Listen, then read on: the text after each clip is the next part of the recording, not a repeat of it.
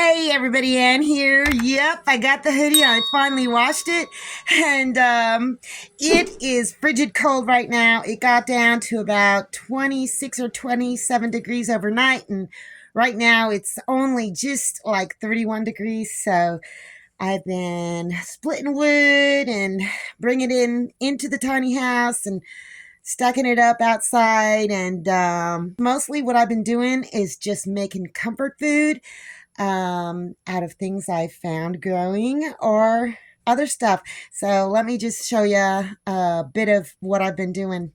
I found a beautiful fresh chicken of the woods mushroom on Neighbor Dude's property, and I went into town and I found a huge puffball mushroom. So I'm frying it up and I'm just sauteing this in ghee, and it turned out to be a lovely meal.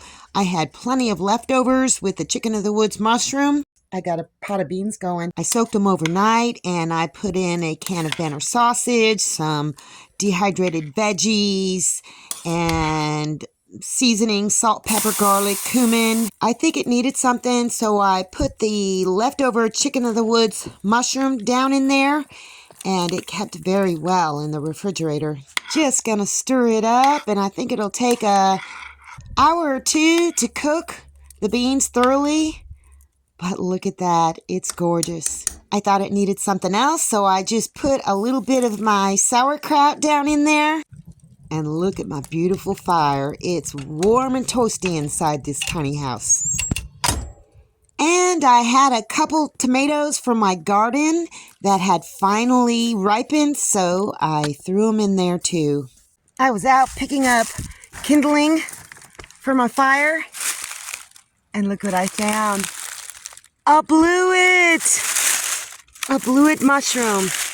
Oh my goodness. More. Oh my goodness. More. What's that? Oh, I think that's an emetic rusula. But look. Oh my goodness. I bet they're all around this tree. So yeah, I'm definitely going to harvest them. Beautiful. Oh my gosh, I found another pair. I think they're going to be all around this tree. So I'll show you my full harvest after the fact. I am so stoked. Ooh, look at that. See that? That like kind of hazy film? I think that's how the bluet mushrooms start. So I'm going to come back in a few days and see what I got. Yep, they definitely were all around this tree. And I left a few of them that were broken or too dirty. But I think this is going to be the spot for bluet mushrooms this year. Right by this big old oak tree. This is how much I got. And look at, they are in perfect condition. Like kind of purplish, and they're in very good shape. So I'll just clean them up a little bit more, maybe put some in the pot of beans. I don't know. Isn't that gorgeous? The beans are done just in time for lunch, so I'm gonna get me a bowl, and then after I'm done eating it, oh my gosh, this is gonna be so good. I'm gonna do something with those mushrooms. Look at that. Have you ever seen somebody get so excited over making a pot of beans? I just love beans. I truly do. Okay, let me get a little taste of this.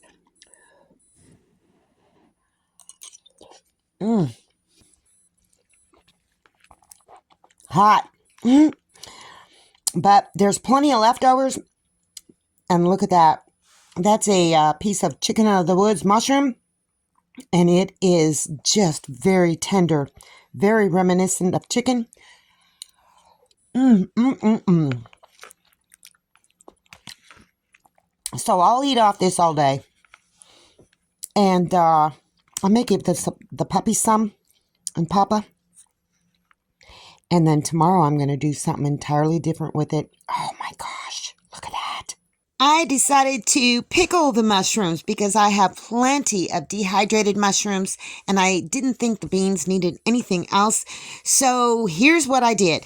I washed the mushrooms and then I added 3/4 cup water, 1/2 cup vinegar, 1/4 cup sugar, 1/4 teaspoon salt, stirred it up and let it get to a boil. I filled a pint jar with mushrooms. Some of them I had to cut up because they were pretty big. And then I just added them to the pot so they could cook for about 15 minutes, just below a simmer. I got a 1/2 pint jar because they reduced in size while cooking, and I got some dehydrated garlic down in there. And I just started scooping them in there. I don't know how this is going to taste, but the brine tastes pretty good, so we'll just have to see how it works out. Then I just poured the brine over the top of it, and it's pretty much a 1/2 pint jar filled.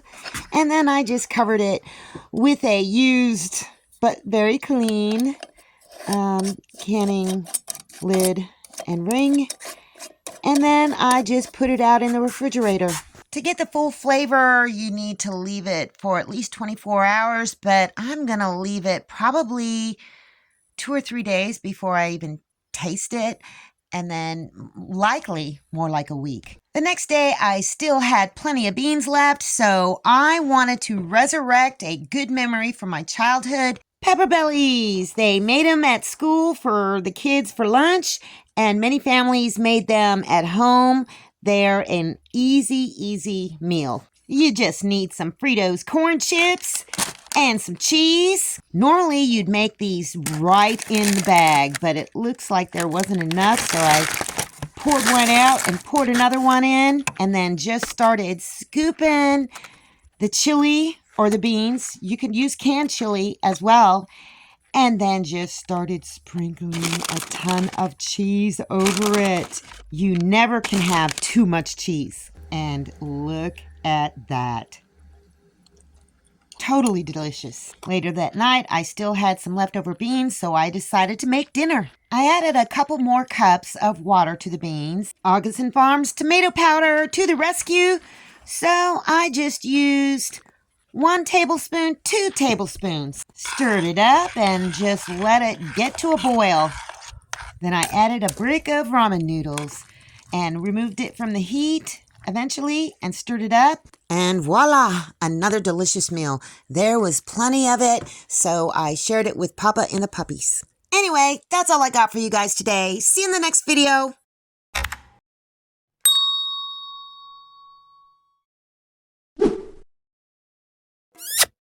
Thanks for watching, everybody. I hope you enjoyed the video. Make sure you like, subscribe, hit the bell, and y'all have a good one.